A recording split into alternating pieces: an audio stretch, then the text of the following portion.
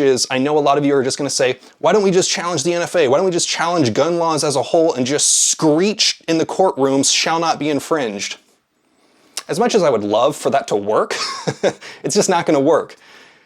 Hello everyone, today I want to talk to you about a court case that was put in front of the Ninth Circuit Court of Appeals, which covers California, but about a lawsuit in Hawaii on their butterfly knife ban and how that is going to potentially have impact on the state of California assault weapon ban, magazine ban, and how it covers what is considered arms and whether or not common arms can be banned from even possessing, not just carrying, just possession of it. It's a pretty interesting one. This is Teter versus Lopez. Yeah, just wanted to make sure I said that right. I'm really bad with names, and oftentimes when I say a name, I'll say it sounds right in my head, and then I'm wrong, and then I get 100 comments. So if I somehow manage to mispronounce that, let me know, I guess.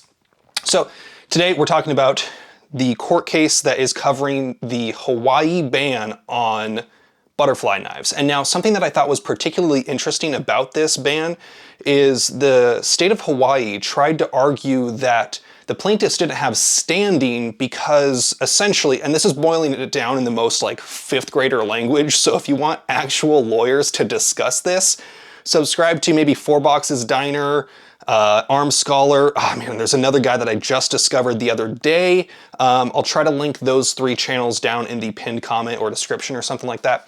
But basically, the state of Hawaii tried to say that since the plaintiffs had not come into possession of a butterfly knife and had not been prosecuted, and there was no actual plans being put forward to charge anyone with this, that they didn't have standing. Well, yeah, the whole point of filing a lawsuit to protect your rights is because you want to be able to exercise your rights, not necessarily saying directly, hey, I'm breaking the law currently. Hey, Mr. Attorney General, I've broken the law and I would like the law to not exist. It makes no sense to not be able to challenge a law that you want to exercise a certain right or do something. You shouldn't have to be forced to break the law in order to sue to make it able for you to exercise a right, if that makes sense. Well, the Ninth Circuit said no, they have standing based on some other court cases that were similar with San Francisco's hollow point ammunition ban. They tried to make those same types of arguments, but that didn't fly then, not flying now. Then they also tried to say that butterfly knives are basically not arms, that a knife, a small knife, is not a bearable arm. Now, this court case, or the Ninth Circuit Court of Appeals, looked at this and said essentially that butterfly knives are very similar to pocket knives, and those are protected arms. They are a portable arm. At the time of the Second Amendment being written, knives and blades were considered arms that were very necessary for the purpose of the Second Amendment, which is to maintain the ability to fight a tyrannical government. So it was very relevant, and I think this is interesting because this is one of the first court cases post-Bruin that we've seen a ruling on actual possession of an item. A possessed item, not talking about carrying of that item, just the possession of it being shown to be protected by the Second Amendment. Obviously, people like you, people like me that agree with the existence of the Second Amendment and the right that it guarantees, that it acknowledges, we look at this as a no-brainer. Yeah, a knife. Butterfly knives are slower to open than most modern pocket knives anyway, but knives and arms are necessary for the protection of yourself and others in the event of some sort of tyrannical government. It might be necessary to have bearable arms, commonly used bearable arms for lawful purposes.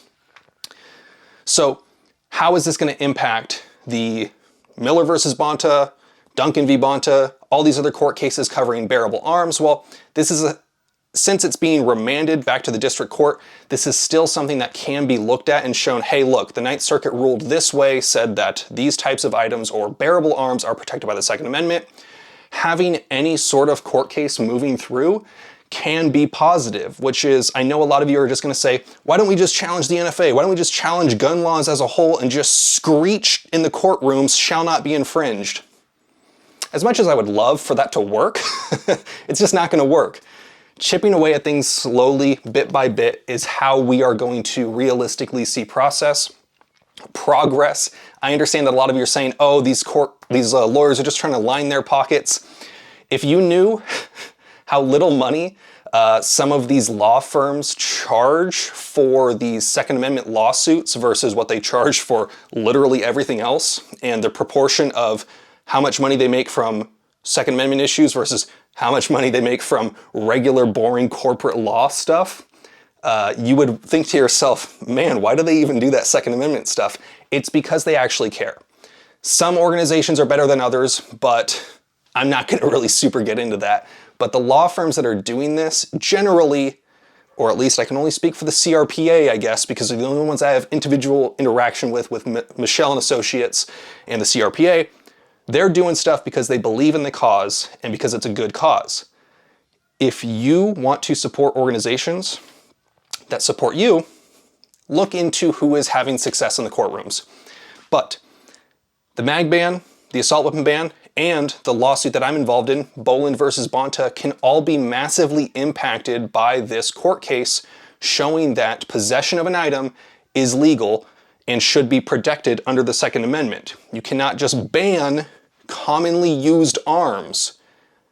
Even if there are bans on the carry and rules and restrictions about the carry, the court determined that those were not analogous to being able to possess something, which right now a lot of the court cases that we're fighting are on the possession of an item, being able to obtain it, being able to get it, how you have to go about getting it, what the rules and restrictions are to obtain or sell or transfer or import an item.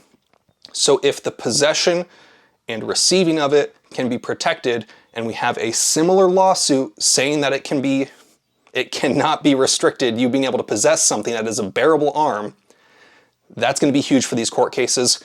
Obviously, I would love to see Miller, Duncan, Rhodey, and then I think Fouts, all of those that I believe are in front of Benitez right now. I'm chomping at the bit, waiting to see some sort of progress update on that. If I have any news, I'll let you know. The reason I haven't let you know anything is because I don't have any news to share with you. This video went on a little bit too long. If you have any questions, comments, leave it down below. You guys know the drill. Have fun, be safe, stay dangerous. Peace.